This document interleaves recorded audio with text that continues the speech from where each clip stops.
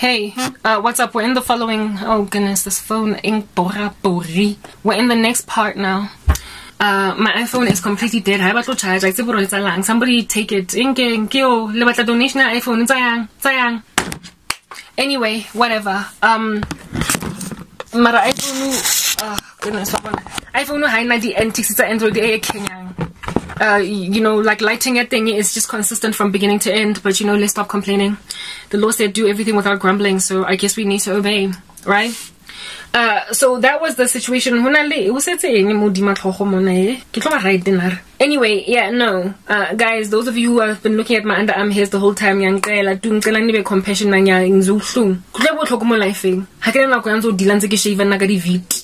anyway, righto.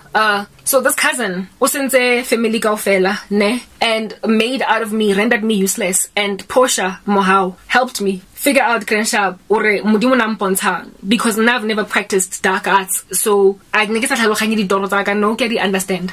And it wasn't just Portia that helped me out in this way, but other like Home Cell, this like YouTube channel that I found, Yadi former Satanist exposing this and that. Never mind Home Cell, there's also this one channel, period. Like they're not necessarily consecrated to Jesus Christian. They believe in ancestors too. I found that only later out though. So I just listened to one guy's testimony there, following which I just unsubscribed because I like it's dangerous as a Christian to be listening to the witness study sangoma sa repentang ka nnete mara di repentile only from the darkness of busangoma. Kaofela it's dark. There's no such thing as a white witch and a dark witch, and a black witch. They all come from the like same kingdom. You know what I mean? Yeah, so this particular one, it does not necessarily condemn ancestral worship. It just condemns wickedness or the arts within ancestral worship or within Bongoma that hurt people. But for me, it's like it's all the same thing, right? So I ended up unsubscribing for those reasons. Mara Home Cell is a Christian environment done, period.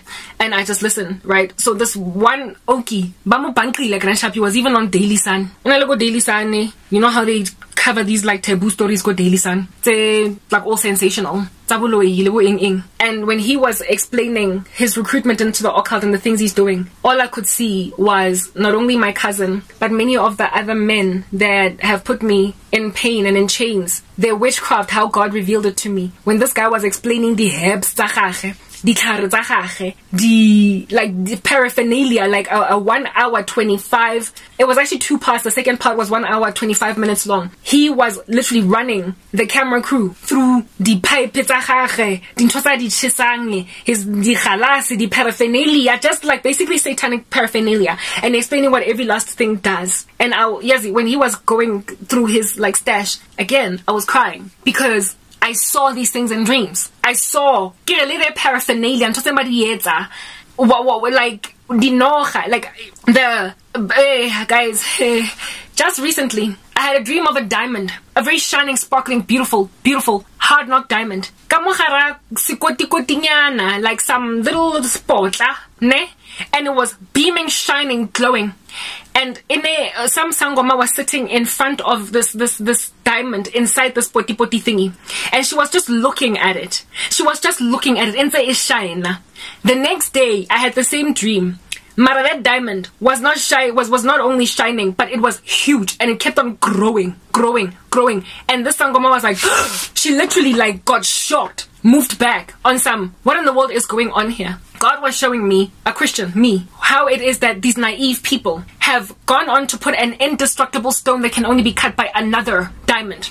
I can only be cut by God. Do you understand? I can only be cut by the Spirit of God, and yet I am held in containers. Spiritually, something that represents me, whatever. Some member of my family, abare moto mudile sangoma ena yang pega fa gara this thing mara sangoma teng can't even keep that thing closed because she keeps on looking at my hair or whatever it is that she was given, a piece of my clothing or my skin or my photo. She keeps on looking at it, and the next day when I dreamt, she looked at this thing and it had grown bigger and she was scared. They cannot hold the Spirit of God, and yet they try. I have had a dream of being in a glass, nakarabo personally, khalasi cheka ena and inside, mara it closed like a mason jar and was closed. And I was inside this mason jar. as a small little person, and I kept on tapping on the walls from inside the mason jar, like, you know, let's say this is like the whole mason jar. I kept on tapping on the mason jar to look for cracks, like just tapping on it at different places, so that I could just like tap once and the whole mason jar would break. And I was in this thing. I wasn't panicking. I was just like gently and calmly just investigating for cracks, so I could just tap on this one particular spot and the whole thing would fall apart. God is showing me what they do in the occult. They go and they grab a person and they put her in a glass to make sure anywhere her movie. Portia, when she was giving a testimony of how she would like stop people from moving forward, progressing in life, she would go and grab sis dumbo, go cemetery, and mix the spirit or the destiny of the person that they're putting under a curse with lifulena hora mo yang teng go shwele o tlo nna ntse go kotamenya go lo batla thola mosebetsi going nowhere. Well, I got tipona go. Have I seen myself in a cemetery? No, not really, but I have seen myself, like I said, mason jar. And I feel like just inside this like mason jar, and I'm like tapping on the walls. You cannot hold a Christian hostage, but God does show that believer the various paraphernalia, the various numerous things that people do to hold people hostage. The sangoma that I recently dreamt about, okay, a woman I don't know, standing in front of some artifact that is mine, that is being held hostage in a bottle. The Lord exposed the face of a family member. This happened recently. Unale, a member of my family that has recently gone and said, "Ere YouTube channel ya karawiskaya anyway, avele afrize, aska hola." She must just go nowhere. And it's like the same spell that she cast years ago. She went back and did it again. As you guys, the reason why I now is because I'm like, oh God, Father, but these things aren't supposed to work with us. What is happening? And the Lord is like, Karabo, you are not trapped by any spell. You are not held hostage.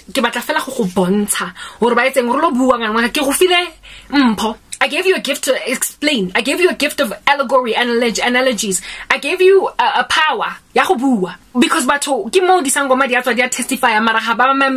you have got the gift of the gab. Wangwala, wanaka, wabua hape and animated to entertaining. Waholeha. And hape, a real life living example of Moto that is apparently allegedly under a spell or living a cursed life. So you are not cursed. You are a monument. You are an example ore. But Mara, you are also a monument in the sense that like that. Waiting Greece man. O tswankari ring e ne istakile mo letsogong e ba go tshela oli e be fela slider off.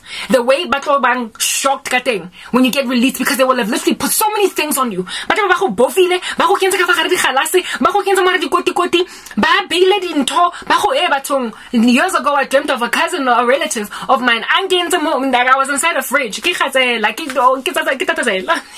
inside a deep freezer and I was in a fridge, just a fridge. They took something that represented me and put it in their refrigerator. They were told, keep it in this deep freezer, and insofar as you can keep this thing frozen, your cousin is not going anywhere. God is just he was just showing me the various means that they do. I once had yet another dream of another very close family member walking backwards in some ritual way. Go home cell. I found out that is an initiation ceremony because one ex-witch went and said, when I was initiated into something by Pastor Mboro and like bara, they made me walk backwards in the cave, and I was like, oh my goodness, I dreamt about one family member walking backwards in some ceremony and a ritual. God is like literally bringing the pieces of the puzzle together. Next part.